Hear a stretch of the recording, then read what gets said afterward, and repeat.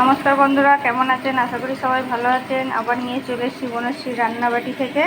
আজকে আমি করব ভোলা মাছের তেল ঝাল। এগুলো ভোলা মাছ আমি ভেজে রেখেছি, টমেটোর কুচি লম্বা করে রেখেছি, রসুন কুচি, আদা রসুন বাটা, কাঁচা লঙ্কা, আর এখানে আমি পেঁয়াজটাকে লাল লাল করে ভেজে নেব।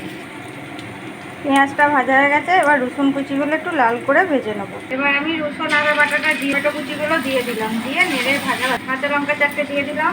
এবার কাশ্মীরি লঙ্কাগুলো, হলুদগুলো, লবণ দিয়ে আমি মশলাটা কষিয়ে নেবো। ছেড়ে গেছে, তেলটা ছেড়ে গেছে, এবার আমি জল দিয়ে দিলাম।